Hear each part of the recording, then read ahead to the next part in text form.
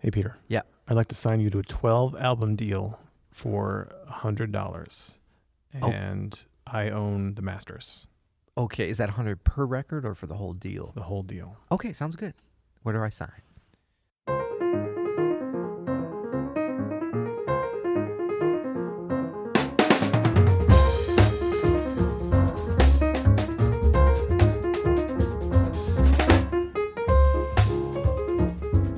I'm Adam Maness. And I'm Peter Martin. And you're listening to the You'll Hear It podcast. Daily jazz and record deal business advice? I don't know. Listen, that's just the climate we're in right now. Really? Yeah, I think so. No, that's kind of generous. That's actually not the climate we're in. It is. It's usually you got to pay to play. That's right. Yeah. It is now. We got a question from Facebook about this from Sunny. But before we get into that, I just want to say that You'll Hear It podcast is sponsored by Open Studio. Go to openstudiojazz.com. Have you seen the new platform? Yes, I built it with you, remember? It's amazing, man. There's a couple other people as well. Lightning fast. Yep. We got practice routines. We got quizzes. We got all the courses, of course, we've ever produced. I'm going to take one of those quizzes because I dare say I still have some things to learn, so I don't know. Brazilian jazz drumming, which was just released. Dude, I couldn't pass that quiz. Edu Ribeiro, Yep. One of the best drummers I've ever heard in my life, and he's got an amazing course that we just released here. Lots of transcription. Did you know that Edu is from, fun fact, the largest, most populous city in South America? In the Southern Hemisphere, I should say. Actually, I'm not sure if that's true. South America, for sure. Southern Hemisphere, maybe. Sao Paulo? Sao Paulo. Sao Paulo. Yep. It really is incredible. And, the cool thing is if you sign up for the All Access Pass, which, by the way, is, super affordable now. Yeah, we lowered. Why did we do that? We added more content, but lowered the price. It's always going to get better, and the price has gotten lower. But if you become a member of the All Access Pass, for the year, you get everything we have ever made, and then you get everything we will make in the coming year. And there's a lot of good stuff in the pipeline, including there's Edu's course that just got released last week. There's a composition course from Edward Simon coming. There's an arranging course from Jeffrey Keyser coming. There's a jazz piano technique course coming from yours truly here. Did we agree to that? Okay, yeah. It's happening, man. Let's do it. The Trello card is already made. Let's do it. It's got to happen. Yeah, and look, we consider us the All Access Pass is like the Netflix of jazz instruction. Except, unlike Netflix, we're lowering the price instead of going up. I don't know why we're doing it. But no, we're doing that because every other subscription is going up. So we're trying to give people a break. We want to get people eventually we'll meet in the middle. We'll meet in the middle. That's right. Yeah, but check it out when you get a chance. openstudiojazz.com. But today we are talking about how you're going to fund all these wonderful Open Studio purchases with your big record deal. Your big time jazz record label deal. Yeah. And the big time record deal goes along with the big time records that are still being released on LP pretty much. That's right. Yeah, exactly right. And cassettes. What do you know about cassettes? I know that was the first way that I purchased music as a consumer was a cassette. I bought Michael Jackson's Bad at Sam Goody. Wow. And what was that? Probably $7.99, $8.99? I think it was under $10. Yeah. It came in one of those big, long plastic, it had like a guard on it. Not environmentally friendly. I think so that you security though. Put it in your coat or something. That's right. I remember when the cassette, that's what they were so worried about. They're like, because LPs were harder to steal, the cassette, they were afraid. So they had to put some non-environmentally friendly packaging. So we got a short message from Sunny and asks, is it worth going after a record deal today, or is it better to just play well and build your market yourself?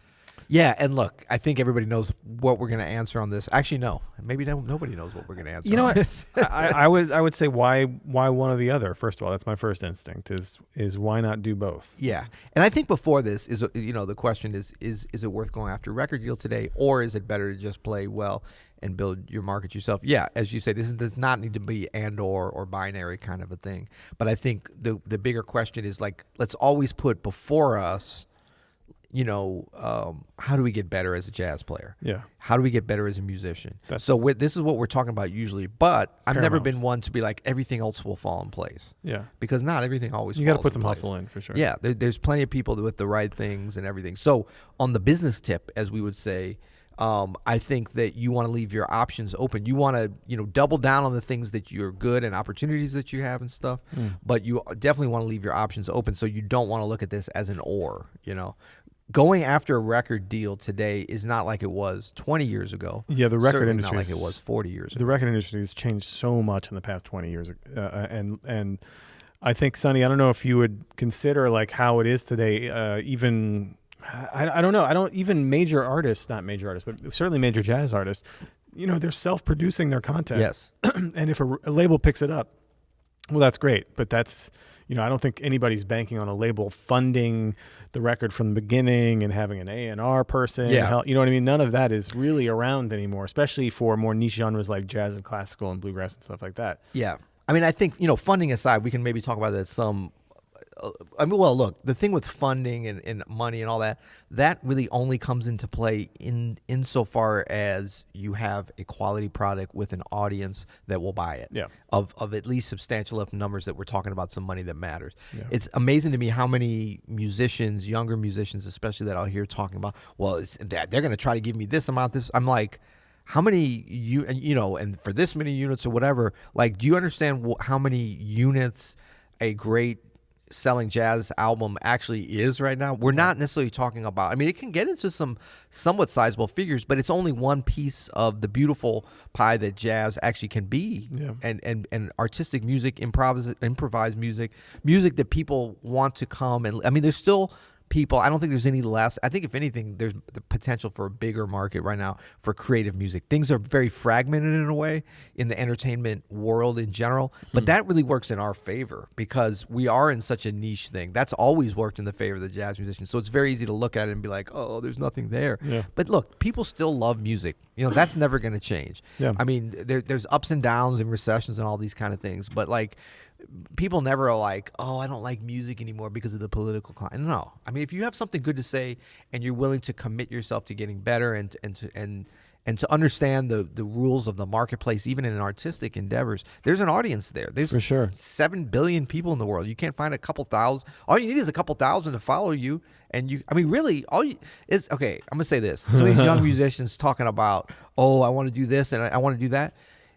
Get 10 people interested in what you do. Yeah. 10 people.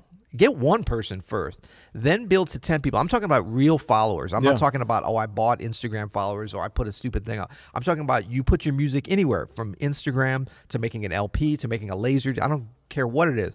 But like, you're putting your artistic vision out there and saying, I want to share, I want people to consume what I have, and I want to give them more. I want to give them something edifying that's going to uplift their life, that they want to pay me money. And maybe I'm giving it to them for free at first, free, and then I'll ask for something. But they're going to be like looking to give me money for it because they enjoy it so much. Yeah. So get 10 people.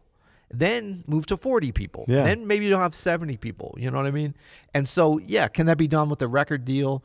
Yeah, but the people who who have the biggest record deals now, they're very much like, they either built up their social media following or they did a self-produced album first or whatever. Like, the climate of that's changing. A lot of people are like, oh, this is bad. That's good. Video is a huge part of this now. Right. Video killed the radio. What was it? Killed the record label. Killed the record labels, yeah. But I mean, what an opportunity to be able to go in and with your phone, even if you have to, just record yourself playing something. It can be out there for the world to evaluate, and then maybe you get 3 people through YouTube that like your thing, and you collect their email and you communicate with them.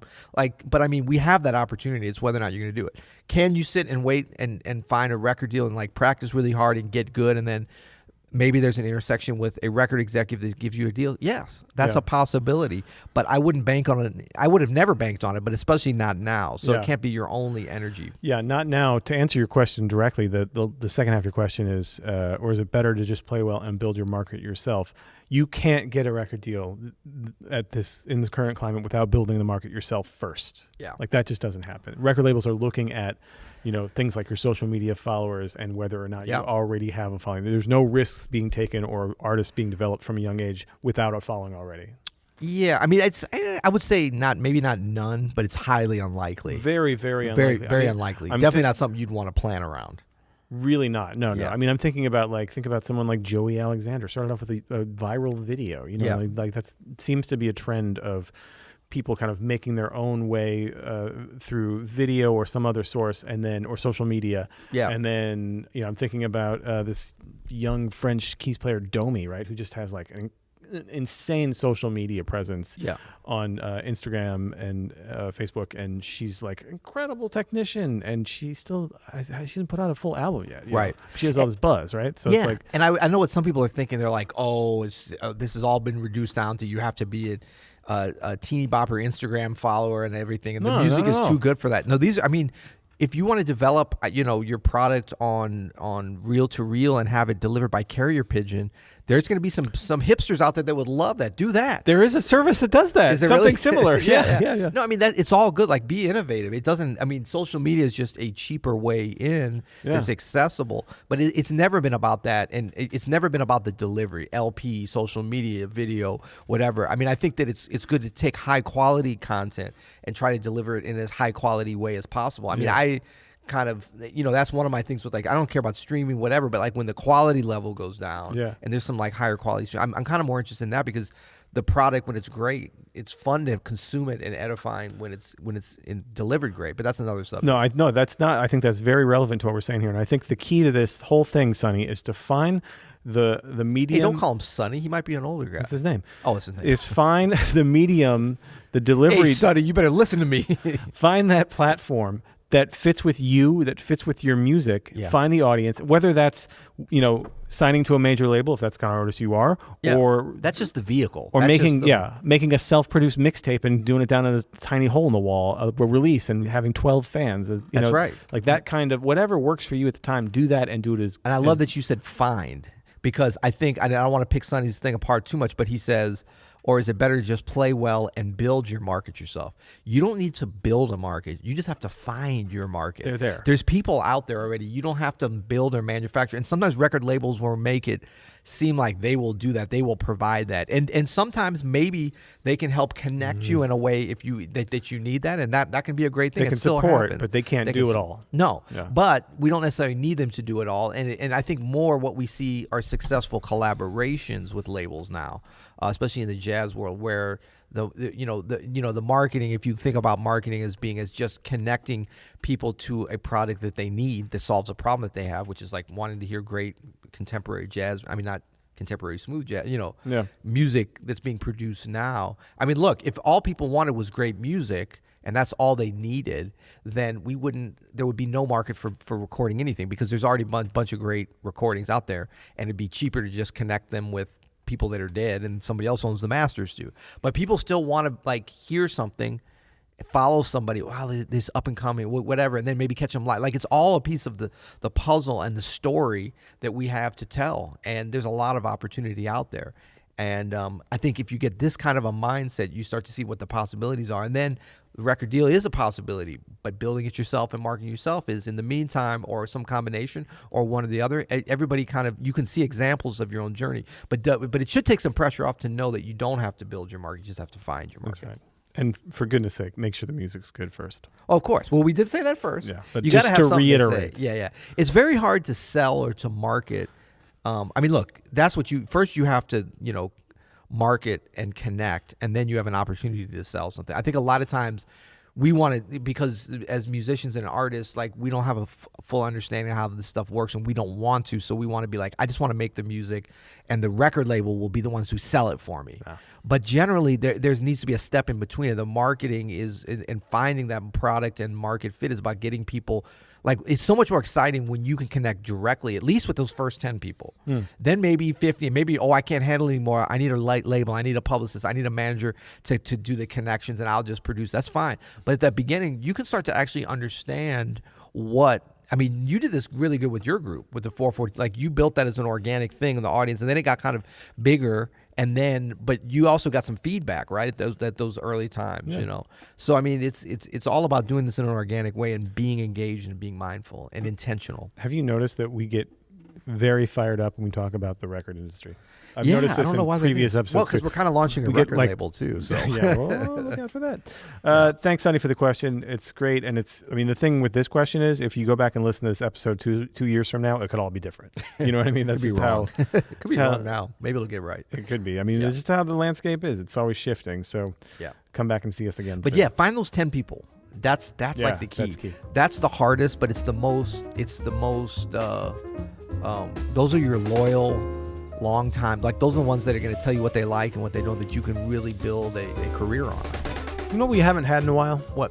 An outgoing song sent to Andrew Kitchen to put at the end of an episode. Do we have time to do that today? I'm just going to mention it. If you have a tune that you would like to hear played at the end of a You'll Hear episode, if it's good, Please don't send us crap. Don't send us Andrew bad is things, tired no. of crap. Isn't that right, Andrew? No, actually, we get more good than we get bad. We do. That's true. Send it to Andrew at openstudionetwork.com, and maybe your tune could be at the end of an episode. Not today, though. Today is. We're doing the classic right Emotion in Motion. That's right. From Peter Martin Trio. Every day I'm making bank from myself. I'm paying myself for this every day. It's great. Till tomorrow. You'll hear it.